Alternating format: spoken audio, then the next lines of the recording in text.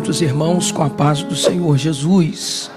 Quem está feliz com Jesus, diga graças a Deus. Glória a Deus. Localize na sua Bíblia Evangelho de Jesus, conforme escreveu Mateus, capítulo de número 22. Evangelho de Jesus, conforme escreveu Mateus, capítulo 22. A versão que está em minhas mãos, para ajudar o irmão aí do som, é a ARC, Almeida Revista e Corrigida. Se quiser projetar o texto na tela, fique à vontade. Evangelho de Jesus, conforme escreveu Mateus, capítulo 22. Vamos ler do verso 1 ao verso 14. Louvado e engrandecido seja para todo sempre o nome que é sobre todo nome, o nome precioso de Jesus Cristo Nazareno. É uma honra inenarrável sempre pregarmos na DIG, nossa casa, e eu agradeço muito a Deus pela vida dos nossos pastores, pastor Eliseu Menezes, que deve estar assistindo de casa, e também pelo pastor Marcos Filho, que foi quem nos escalou para ministrarmos hoje aqui pela manhã. Quem encontrou Mateus capítulo 22, diga graças a Deus.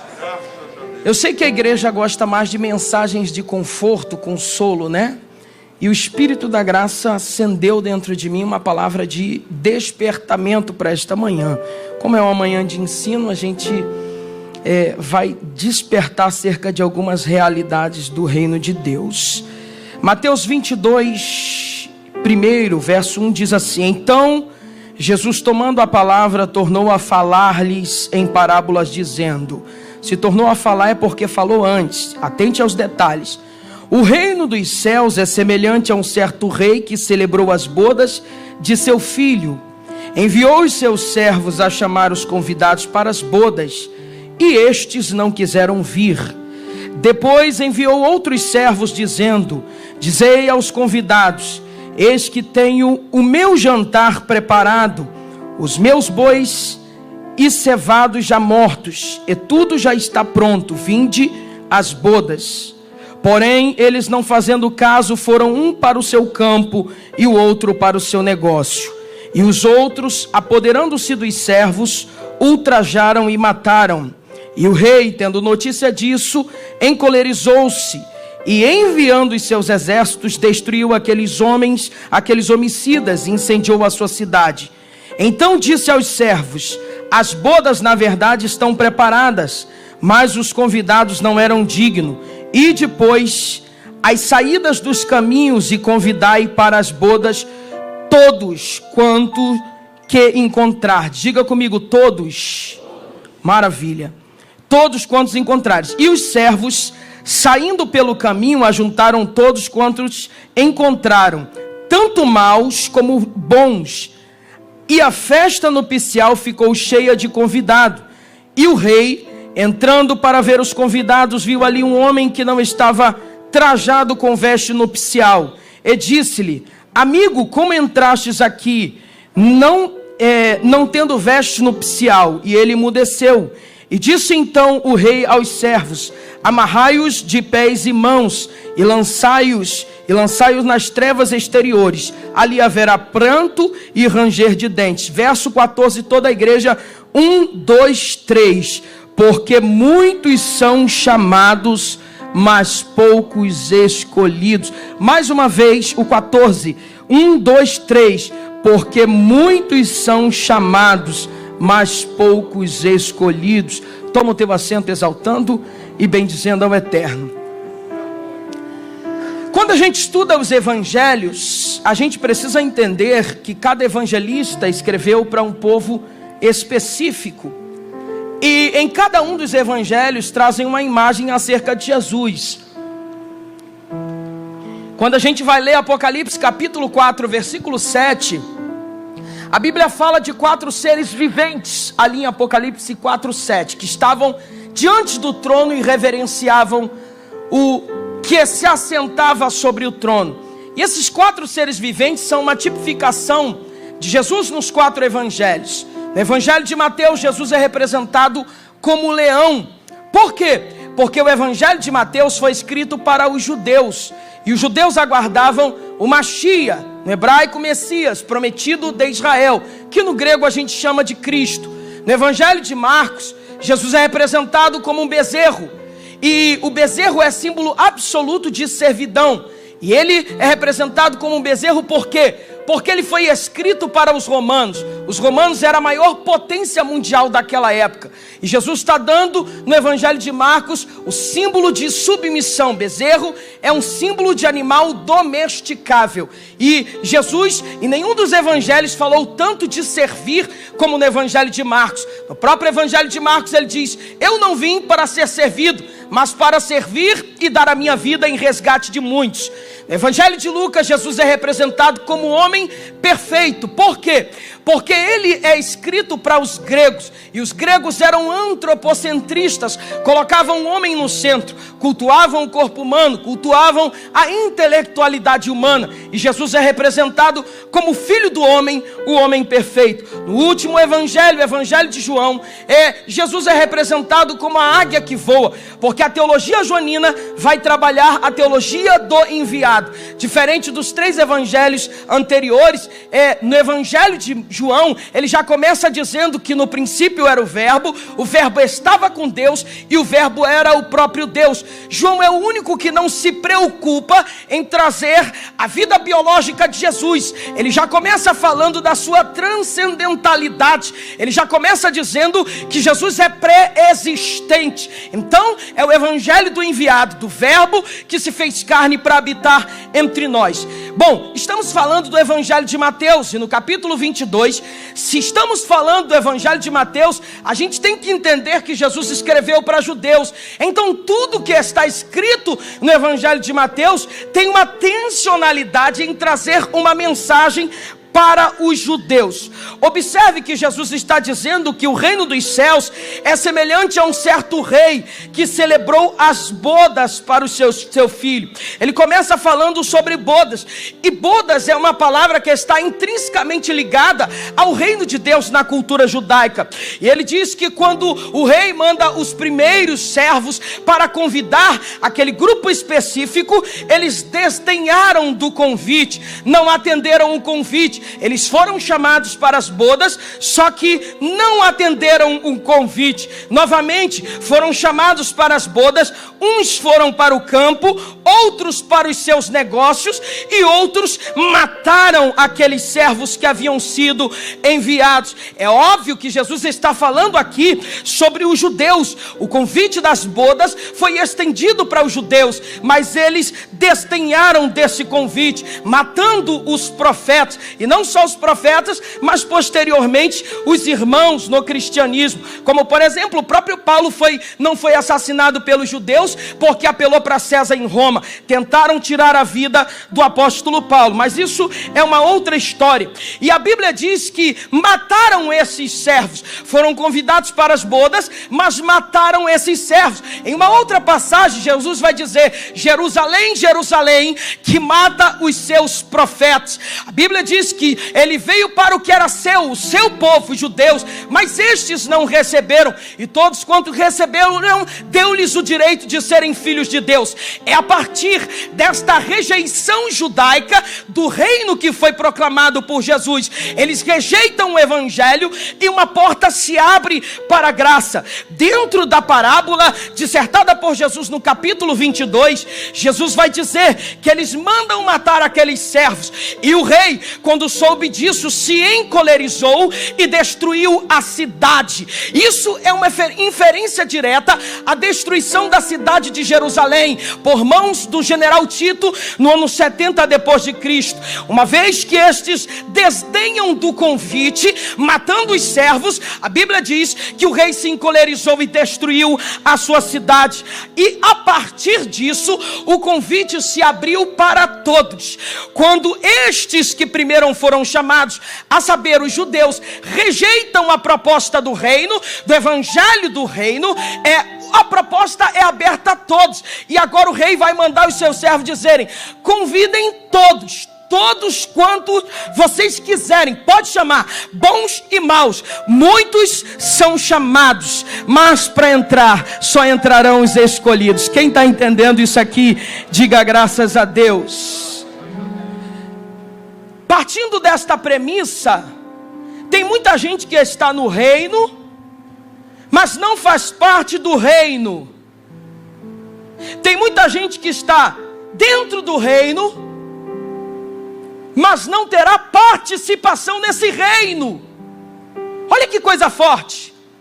Sabe o que é interessante? É que no contexto remoto, das duas perícopes que antecedem o capítulo 22, a saber, capítulo 21, do versículo 28 ao versículo 32, contra a parábola dos dois filhos. E depois, do versículo 33 ao versículo de número 46, conta a parábola dos lavradores maus. Novamente, Jesus está falando aqui para judeus. Ele está contando três parábolas que amarram uma mesma ideia. É o contexto que a gente chama de contexto remoto. Na parábola de Mateus 21, do versículo 28 em diante, que é a parábola dos filhos, ele vai contar uma outra história, mas com a ideia mesma. Ele vai falar que um homem tinha dois filhos, e esse homem dirigiu-se ao primeiro e disse: filho, vai trabalhar hoje na minha vinha. E ele disse: não quero, mas arrependendo-se ele foi. Depois ele vai dizer para o outro filho: filho, vai trabalhar na minha vinha. E ele disse que iria, mas não foi. E Jesus disse: qual destes fez a vontade do Pai? E responderam: o que foi? Percebam que são dois filhos. A um ele diz: vai trabalhar para mim na vinha. Eu vou, mas não foi. Ele diz para o outro: vai trabalhar comigo. Eu vou, mas não foi. O mais importante não é quem obedece a priori, mas quem obedece a posteriori, ou seja, depois. Percebe isso? Aí Jesus vai dizer: assim os publicanos e as meretrizes entram diante dos escribas e fariseus no reino de Deus. Por quê? Porque quando a Torá é mostrada para os escribas e fariseus, a princípio eles dizem: a gente vai obedecer. Só que Jesus, no contexto neotestamentário, vai dizer que eles eram como sepulcros caiados, por fora obedientes, mas por dentro estão podres. Pareciam ser bons obedecedores da lei, mas no fundo não eram. Já as meretrizes e pecadores, a princípio, parecem que não obedecem, mas depois se quebrantam, arrependem-se e vão. Olha aí depois ele vai contar a parábola dos lavradores maus, que é uma parábola muito similar. Houve um homem, pai de família, que plantou uma vinha e circuncidou-o de um valado, cercou e construiu nela um lagar, edificou uma torre e arrendou a uns lavradores. E depois a Bíblia diz que esse homem arrendou essa vinha e se ausentou para longe. Chegando o tempo dos frutos, ele enviou os seus servos, os lavradores, para receber os frutos. Enviou seus servos aos lavradores para receber o fruto. E a Bíblia diz que os lavradores, que é uma tipificação da elite religiosa de Judá, mataram os servos. Jerusalém, Jerusalém, que mata os seus profetas. E depois a Bíblia diz que ele envia o filho pensando: meu filho não vão matar. Mas mataram, arrastaram para fora da cidade de Jerusalém, no Monte Caveira, no Gólgota. Isso é uma tipificação daquilo que aconteceria com o Senhor Jesus. Aí ele diz que mataram o herdeiro, que é o Senhor Jesus Cristo. Maltrataram o herdeiro, arrastaram para fora da cidade e o mataram. E quando o Senhor da vinha vier, olha o juízo: dará afrontosa morte aos maus e arrendará a vinha a outros lavadores, que ao seu tempo lhe deem os frutos. Portanto eu vos digo que o reino de Deus lhe será tirado e será dado a uma nação que dê os seus frutos. Ele está falando que o tempo se fechariam para os judeus e abriria-se uma nova dispensação, que é a dispensação da graça. Sabe por que nós estamos aqui? Porque o favor e a graça de Deus nos alcançou. Você pode levantar a tua mão e adorar o Senhor por essa palavra? Só que tem um detalhe, voltando para Mateus capítulo 22 aqui. A gente precisa entender o seguinte: que o convite foi aberto a todos. Os judeus rejeitaram, caíram fora, o reino lhes foi tirado. É o que Jesus está dissertando nessas parábolas, nas três. E foi dada a outro povo, que a princípio não parecia ser tão santo assim quanto eles. Eles se achavam os donos da verdade. Eles se achavam os próprios possuidores do reino de Deus. Isso lhe foi tirado dos judeus e entregue a nós. Abriu-se uma nova dispensação. A porta da graça, ela foi aberta a todos, bons, maus, gente que presta, gente que não presta. O convite do reino para as bodas foi aberto para todos, mas só vai entrar para reinar com Cristo aqueles que andarem dentro de um padrão estabelecido pela palavra de Deus. Século 21, pós-modernidade. Estamos vivendo um período em que a humanidade está cada vez mais narcisista, amantes de si mesmo, hedonistas, amantes dos prazeres. A geração que diz, isso não tem nada a ver, tudo está permitido, a porta da graça está aberta. O convite foi estendido a todos. É verdade que o convite foi estendido a todos, mas para entrar no reino ainda tem um padrão. Tem gente que vive um dia como se não houvesse um dia de prestação de contas. E a Bíblia diz em Mateus capítulo 22 que uma vez que a festa está cheia, o rei está andando pelas bodas, e ele viu um homem que não estava vestido com vestes nupciais. Ou seja, não estava vestido com vestes de padronizada para aquele evento. Deixa eu dar um exemplo aqui grotesco. Mas, por exemplo, nenhum dos senhores aqui que forem convidados para um casamento vão para um casamento de bermuda, chinela havaiana e camiseta regata, não é verdade? Por mais pobre que seja, quando a gente é convidado para um casamento, a gente tem que ir de acordo com as vestes nupciais. Sim ou não, gente? Eu conheço pessoas que não têm terno, mas quando são convidados para um casamento, pedem até um terno emprestado, porque para estar dentro das bodas, a festa de um casamento, a gente precisa estar de acordo com aquele ambiente. Vamos para o cenário jurídico? Ninguém vai para uma audiência com um juiz de chinelo havaiana, de bermudinha, de camisa regata. Eu não estou falando aqui de usos e costumes, eu só estou dando um exemplo. Entende, irmãos? Por quê? Porque para estar diante de um juiz precisa-se de um padrão. Correto, irmãos? Que dirá diante do Senhor Jesus Cristo? E aqui eu não estou trazendo para o sentido literal da palavra. Vestes aqui traz um aspecto espiritual. A Bíblia fala no livro de Zacarias que espiritualmente as vestes do profeta Zacarias o profeta Josué estava manchada, e Satanás o acusava de dia e de noite. Todos nós aqui possuímos vestes espirituais. Todos nós possuímos vestes espirituais e precisamos estar prontos, preparados para a vinda do Senhor Jesus Cristo. A vinda nunca esteve tão próxima como na atualidade, queridos. Para entrarmos no reino, para reinarmos com Cristo, precisamos estar colocados dentro de um padrão. Eu gosto de Martinho Lutero, que ele fala que existem dois tipos de igreja: a igreja visível e a igreja invisível. Olha isso. E Lutero diz o seguinte, que a igreja visível é a igreja institucional. A igreja instituição, que é composta de salvos e de perdidos. Mas a igreja invisível é a igreja triunfante do Senhor, aquela de todos os crentes de todas as eras que foram salvos. Quando a gente fala de igreja, irmãos, é óbvio que a gente tem a ideia de uma igreja que vai ser salvo, mas a gente sabe que nem todo mundo que está dentro da igreja vai ser salvo. Sim ou não? O próprio Jesus, dissertando em Mateus capítulo 13, do 24 ao 30, ele vai trazer a parábola do joio e do trigo.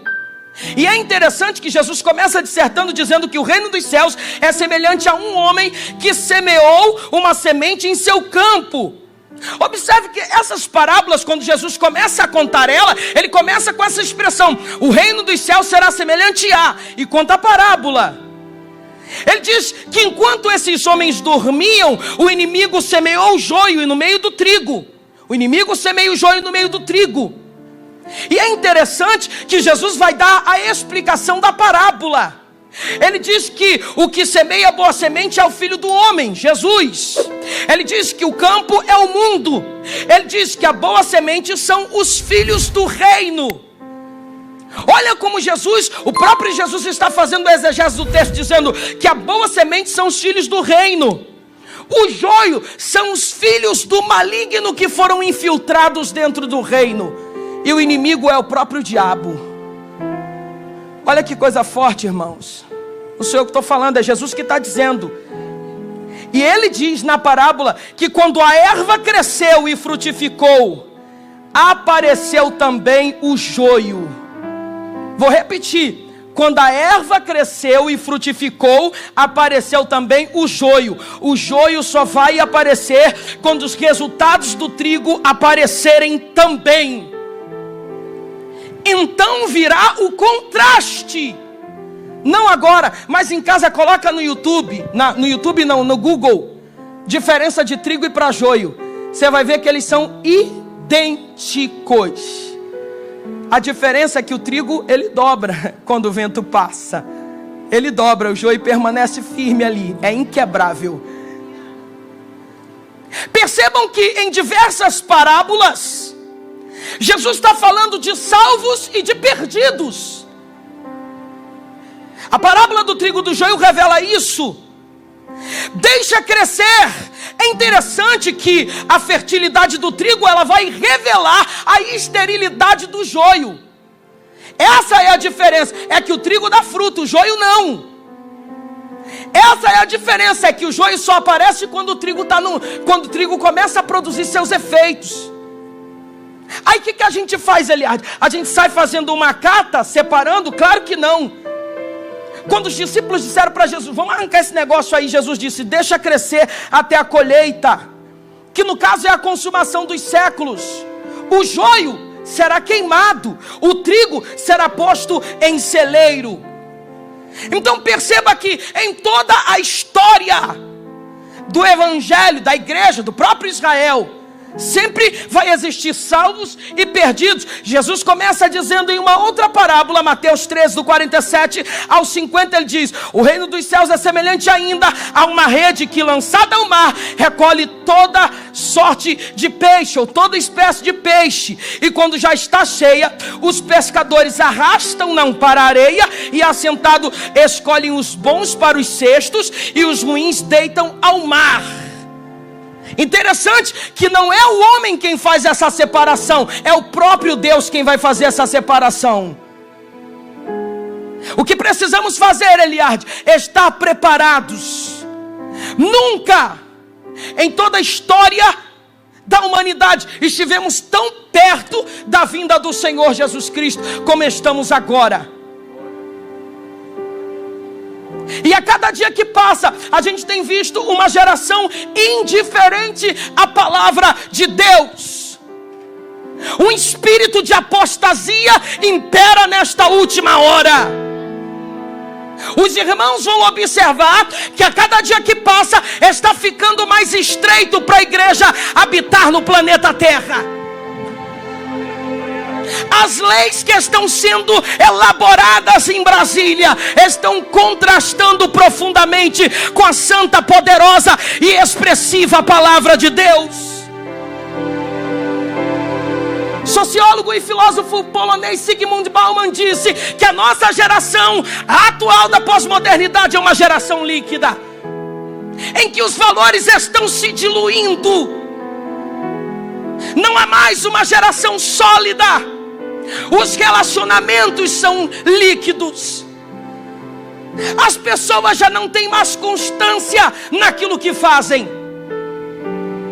O casamento se banalizou.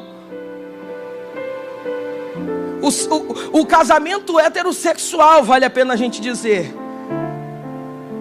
porque as relações homoafetivas estão sendo cada vez mais exaltadas pela mídia. As publicidades e propagandas estão aí para mostrar isso.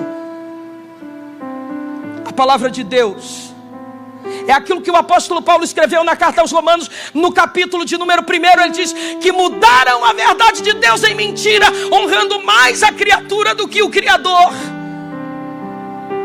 Estamos vivendo as últimas horas da igreja de Cristo na terra e precisamos estar preparados, vestidos com vestes nupciais, para quando o Senhor nos chamar, estarmos com Ele na eternidade. Ai, jorebalabashuri anderemanara calabarachandaraia.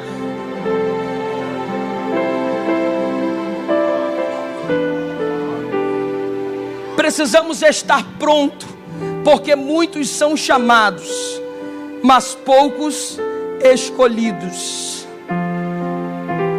Percebam que diversas parábolas Jesus vai trazer essa diferença. Aqui na parábola do pescador, separa o peixe bons dos maus. Na parábola do trigo do joio, separa o joio do trigo. O trigo é botado num celeiro, o joio é queimado.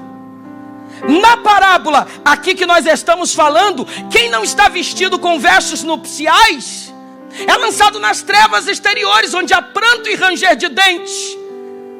Mateus capítulo 25, a parábola das 10 virgens. As 5 imprudentes ficaram do lado de fora das bodas. Jesus está falando para judeus. O contexto aqui é de parousia. Ficarão de fora das bodas. Entrarão só quem está preparado. O escopo de Mateus capítulo 25, da parábola de Mateus 25, é preparação.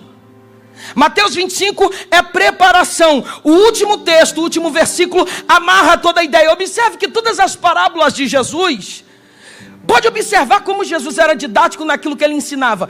Todas as parábolas de Jesus, ele encerra com um versículo que fecha toda a linha de raciocínio. Essa parábola, por exemplo, de Mateus 22, ele diz: muitos serão chamados, mas poucos escolhidos. Por exemplo, a parábola dos trabalhadores da vinha, que eu não citei aqui, ele encerra dizendo que os últimos serão os primeiros, e os primeiros os últimos. E aí ele também fala, porque muitos são chamados, mas poucos escolhidos. A parábola de Mateus capítulo 25, ele encerra dizendo: vigiai, porque não sabeis o dia nem a hora em que há de vir o Filho do Homem. E a parábola de Mateus 25, ele está falando de um casamento. Casamento num contexto ocidental é muito diferente desse casamento do contexto oriental. As 10 virgens são as 10 damas de honra da noiva. Como que funcionava o contexto de um casamento no contexto judaico, gente?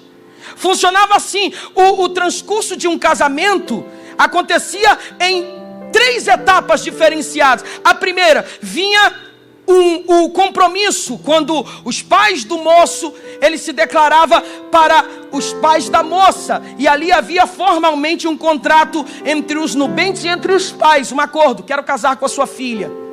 Meses depois, seguia o noivado, uma cerimônia, e aqui havia um contrato. E isso era tão sério que dentro da cultura judaica, o fato de alguém ser noivo, dentro de um contrato, se o noivo morresse durante esse processo de noivado, o peso de um noivado era como o peso de um casamento. No noivado, ambos faziam promessas mútuas uns para com os outros. E aí o que acontece? Acontece que se o moço morre nesse período, a moça já era considerada viúva. E por fim, no espaço de 1 ano depois, eles vinham. Detalhe, no espaço de noivado, o homem dava presentes para a noiva. O homem dava alguns presentes para a noiva. E por fim, no transcurso de 1 ano depois, acontecia o casamento. Percebam que Jesus comparou a sua vinda a um casamento judaico. Pegue isso aqui que eu vou falar para vocês, que é muito forte. Jesus veio a primeira vez, declarou o seu amor para a sua igreja: eu edificarei a minha igreja e as portas do inferno não prevalecerão contra ela. Mataram ele, assassinaram ele, ele morre, ressuscita e volta, e diz: eu vou para o Pai, Mas eu enviarei outro Consolador. E o outro Consolador vem com presentes para a noiva. Que são os presentes, os dons espirituais são entregues para a noiva. E por fim, terceiro, ele volta para selar o compromisso do casamento com a eleita.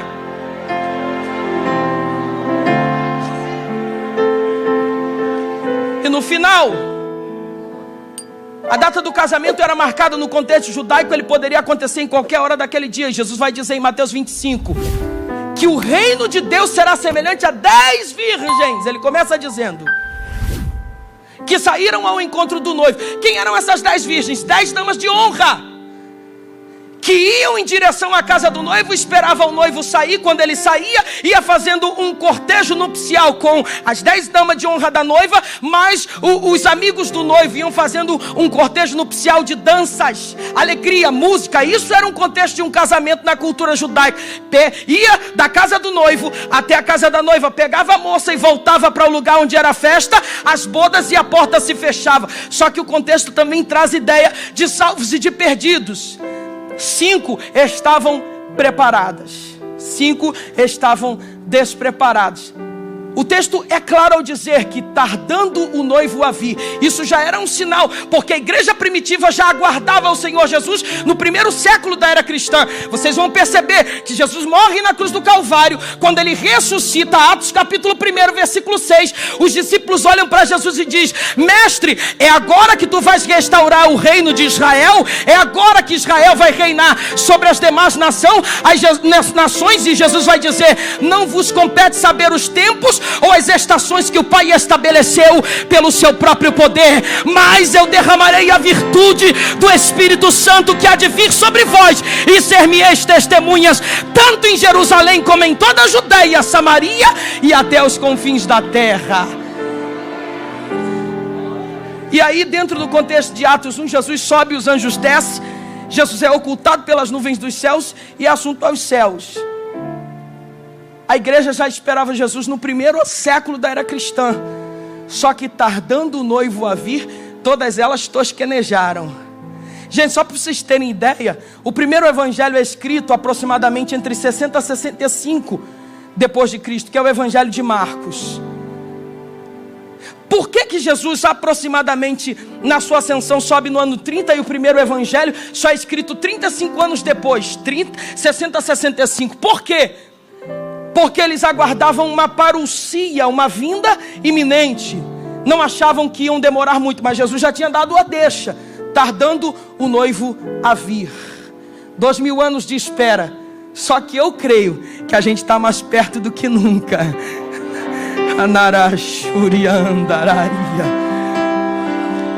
Eu não sei se vocês repararam, mas na parábola de Mateus 25 não aparece a palavra noiva. Repararam isso? Não tem palavra noiva. Por quê? Porque o cerne da parábola é estar preparado para a vinda do noivo. O foco da parábola é estar preparado. Essa é a ideia. E quem está preparado entra nas bodas. Quem não está fica do lado de fora. Irmãos, estamos vivendo os dias mais difíceis da história da humanidade. O mundo nunca viu uma crise como essa. Estava conversando com o pastor Derivaldo semana passada, e a gente falava da fome de Mateus capítulo 24. Haverá fomes, pestes, terremotos. A vida toda sempre houve fome, né, irmãos? O pastor Derivaldo falou, só que a fome que é narrada em Mateus 24, não é a fome que só afeta pobre, vai afetar todos. Para quem não sabe, pesquisem na internet. A China já está comprando alimentos no mundo inteiro e armazenando. A China já se prepara para uma crise que vai atingir a humanidade. A gente não está falando de pobres, de quem tem dinheiro. A gente está falando de uma fome que até quem tem dinheiro não vai poder comprar. Pestes, doenças, sempre existiu. Só que uma que parou o mundo inteiro eu não vi como essa. E ainda tem gente que está perdendo tempo com picuinha. Ai, remanarassuri andaraia. Tem gente que ainda está perdendo tempo fazendo biquinho Tem gente que ainda está dizendo isso aqui, vai para muita gente que está me ouvindo agora pela internet: eu não vou mais para a igreja, e começa a dizer porque a igreja tem problema, tem isso, tem aquilo. Ei, queridão, Jesus está voltando, e nós precisamos estar pronto para a volta dele.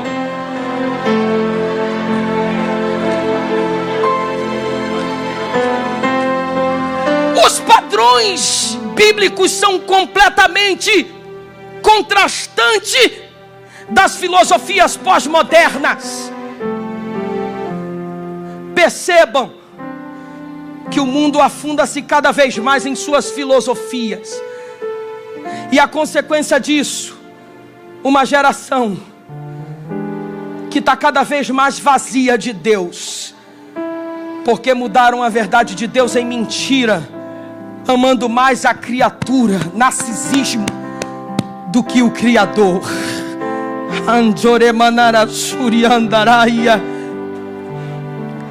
Só que Jesus está voltando, e só vai entrar no reino quem estiver preparado.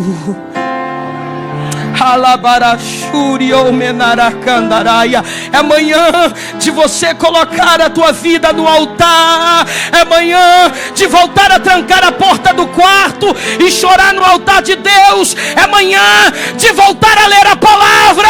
É manhã de voltar a estreitar relacionamento com Cristo, porque a igreja está vivendo os últimos dias na face da terra. Despertai.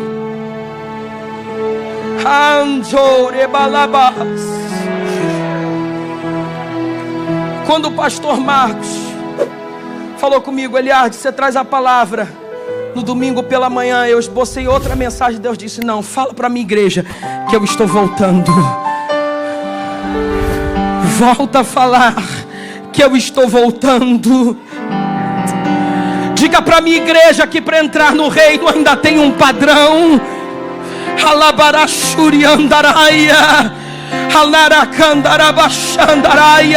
É tempo de voltar a estreitar relacionamento com o Eterno. Desperta, porque o nosso Rei está voltando. Fica de pé adorando e bendizendo o Senhor Jesus Cristo.